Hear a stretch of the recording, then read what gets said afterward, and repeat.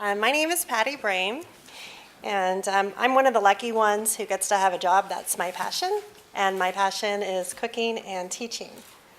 I started my business, The Kitchen Counter, last September as a catering and cooking instruction business, but I've just transitioned now into teaching classes mainly because I found that to be so incredibly satisfying. I call it the kitchen counter because the counter at my home is the center of our house. It's where I cook every day. My kids do homework on one side of the counter. We have friends over. It's just what I would like to inspire everyone to have at their home.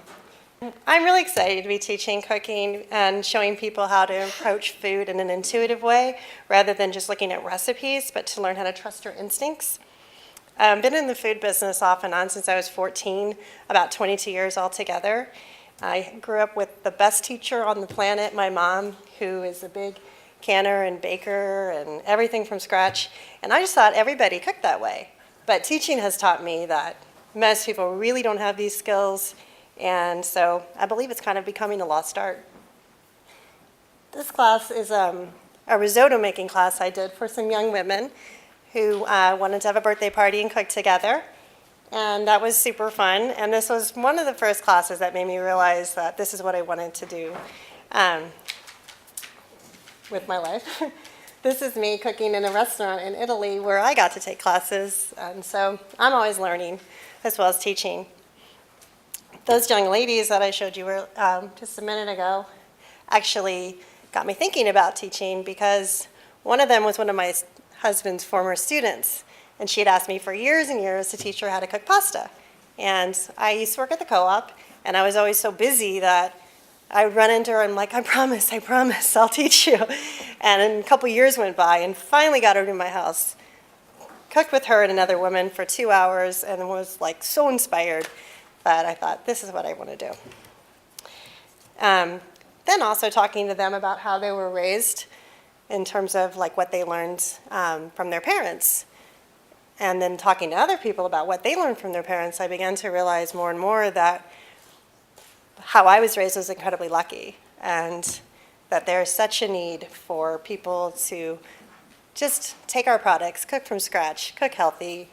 It's so much less expensive than buying prepared food. Let me briefly tell you what you're going to be seeing. The rest of these slides are just food that I've been making over the past year from mostly things I've gotten locally, farmers market, or growing in my yard, or from friends. And I like to photograph my food and put it on my Facebook page to inspire people with recipes. And so that's just what's going to be doing and playing. And mainly you'll see it's beans and lentils because I'm kind of really into beans and lentils. So another eye-opening moment for me in terms of learning how to cook and teaching cooking was at my book club about a month ago. 2 of my neighbors were there and talking about food banks where they worked at. And they said one of the biggest problems is people donate large amounts of lentils or chickpeas or rice, and they sit there, and they sit there. And years go by, and they're like, what do we do with this? Nobody will take it. They only want the packaged processed food. And I thought, well, that's a huge opportunity to be able to go into low-income areas where people need to learn how to cook with our local products to save them so much money, to be healthier, and to give a connection to your place where you live. And so that's something I would like to explore down the road, how to combine that with what I'm doing now.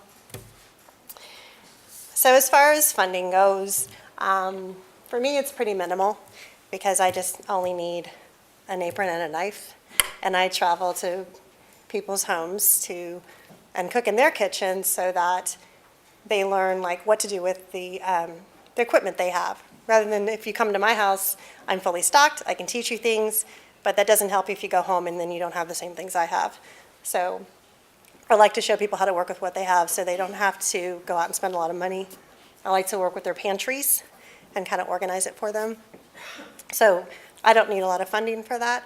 It just takes up, a lot of time. But other than that, as far as funding, I'm pretty good. Down the road, though, if I had $1 million and I could do anything I wanted, I would love to open a food incubator where people could rent space to open their little businesses, where they could start, canning or making jams or doing whatever they want to sell, because we don't have that right now, obviously. And then also a food education center where people could come and do big classes to learn how to cook our foods. One of the things that I think about is all you guys who produce such beautiful, wonderful food, if people don't know what to do with it, or people are intimidated by it, we can't really support everybody that we'd like to support unless we learn how to incorporate all these foods into our daily lives.